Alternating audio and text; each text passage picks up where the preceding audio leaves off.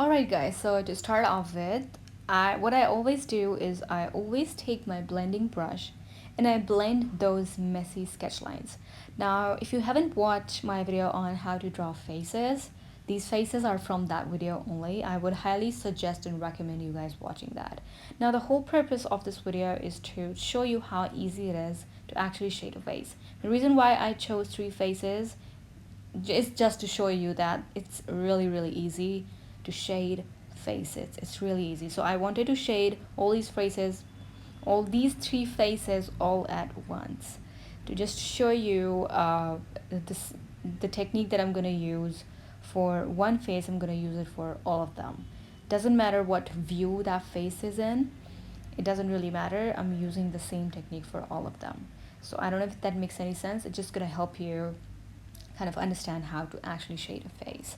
So yeah, that's what I'm doing. I'm just blending out these sketch lines, and I'm gonna do the same thing for all three of them. I'm just showing you here just one face, this first one, but I'm gonna do the same thing on both of those also. So yeah, I would highly also recommend you guys to kind of not only practice how to draw faces if you watch that tutorial or any other tutorial for that matter on how to draw faces. Once you draw those faces, just start shading them.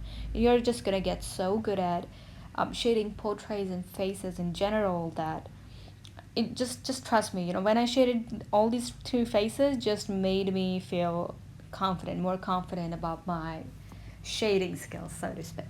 So yeah, the next step, the next thing that I do is always add this white soda color on the eyes and also their eye color as well. So I'm gonna do that for all of the faces that I have here on my Procreate app. By the way, this is not a software or app specific. You can use any app or any software. So yeah, it's pretty easy. Basically, I just pick up a really grayish kind of color for the white part. Then I pick up a eye color. So eye color is up to you. And then I pick up a darker version of the eye color, and I shaded just underneath the upper lash line, just to kind of create that, um, just to give it depth. And as you guys can see, the sketch lines that I've created initially, they are actually giving it a lot of dimension. And the reason why I chose to use maroon color for the sketch lines is exactly that. So it also does depend on the skin tone that you are shading. If you are shading a dark skin tone, have a darker, even darker color for your sketch lines, and it will look good. Now the next step is to actually just alpha lock the layer where you actually filled in the skin color. And once you have alpha locked it, pick up a color which is not too dark from the base color of the skin. It should still be dark but not too dark, because this is like the first layer of our shadow. In this first layer, I decide where to put all these shadows on the face, as all three of these faces, their view as one of the faces like a front view kind of a thing, and then the other two are 3/4 view, if that makes any sense to you. And so keeping that in mind, I am actually adding these shadows to make sure, and these shadows are actually going to guide me later in my process as to see just where I should be adding more depth into the face, if that makes any sense. So this really helps me into deciding that. And not only that, when I blend out all the colors that I'm going to be adding in later on in the process, the whole result looks good, as it blends out really nicely, and it blends really well with the base color of the skin, if that makes any sense. You will see what I'm talking about later in this video. So yeah, that's what I did to all these three faces. Now once you have that base layer of those shadows, by the way, I did shade lips and it was pretty easy. I will tell you how I did it. So I picked up this really dark color as compared to the base skin color, and as you guys can see, I decreased the size of the brush and I'm only adding it in between that lighter shadow, if that makes any sense. So it's like you have this really dark line, this really dark color, this really dark line of shadow, and then it is kind of blending in with that base layer of shadow that we created, and that base layer of shadows will be merged or blended nicely with the base skin color, if that makes any sense. I'm trying my best to explain you guys. So this time around, when we are adding this darker version of the shadow, make sure you're doing it with a small sized brush, because we don't want to put it everywhere. We just want to put a little bit of it, and do not worry about it being perfect or not, or being blended or not, it looking so harsh and everything, because we are going to be blending these out later on. You're going to see how the results come out. The results are coming out to be pretty good. So once I have that, what I did, I picked up medium hard brush as my blending brush, and I started blending it all together. The reason why I picked up medium hard brush is because I wanted the harshness of the shadows to be still there, but I didn't want them to be too harsh.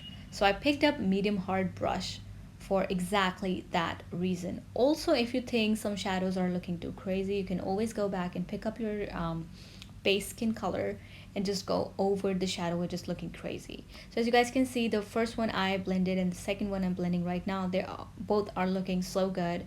They're not looking completely as if they're like smoothing out completely, but because you still have that harshness of the shadows, but the shadows are not looking too crazy, if that makes any sense.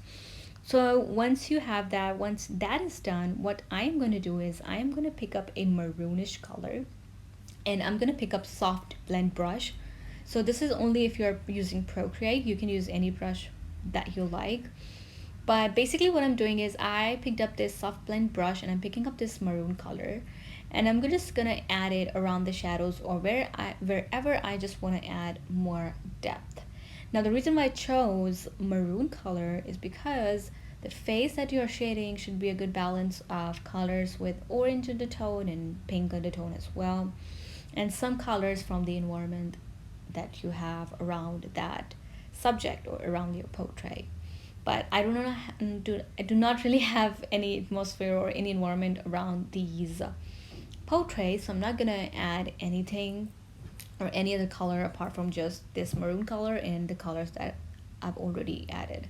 So as you guys can see, I'm adding these maroon color around the eyes especially, and also around the nose. And the reason why I chose soft blend brush is because it paints and blends at the same time. So if your software and app doesn't have such a brush, you can always just pick up any regular airbrush and your blending tool, and that will just do the work. So here I just did it on the first phase, and rest I will do off camera. But yeah, that's what I did. I shaded it almost all over the face just to kind of balance everything out. Now once I had that, what I did, I created another layer for each and every one of them, and I picked up a pink color, and now I'm gonna add blush. Now for blush as well, I am using soft blend brush, and again, because it shades and blends at the same time. So for when you're adding blush, make sure you're not just adding on the cheeks, you're adding it on the nose, on the forehead, like this, and on the chin and the neck, because you have to bind it all together. So don't just go ahead and just put it on the cheeks. You can do that if you want, and if you're going ahead with that kind of look, it's perfectly fine. But I usually just like to put it all over the face, and in a way where basically close to the shadows that we have created. Not all over the face in a sense where we're just adding the blush, just anywhere. Make sure they are close to where the shadows are of the face, if that makes any sense. So yeah, that's what I did. Now once you have that, the last step is to highlight the face. Now highlighting the face makes the big difference. Just you can just see it right now how big of a difference highlighting makes. Okay, so I highlighted this face, and it looks good. It looks as if it just brings everything out. Now it is looking kind of realistic. And for the technique that I use for highlight, by the way, I'm using soft airbrush, is that I just barely touch the screen. Basically just be really light-handed when you're doing the highlighting part, And once you have a good base layer of the highlights, you can always go ahead and decrease the size of the brush and add some really harsh looking highlights over the base of the highlights that you have, even though I have an in-depth tutorial on that, which I will link down in the description. But yeah, that's how you shade a face. That's very simple, very easy. I would highly recommend you guys to go ahead and just practice the way I did right here. Draw small faces and start shading them. It's really fun, and it also helps in practicing the shading thing. So I really hope you guys enjoyed this tutorial. If you did, give this video a big thumbs up. If you do try this, tag me on Instagram. If you want me to do a tutorial on some other skin tone, I would love to do that. Other than that, I will see you guys in the next video.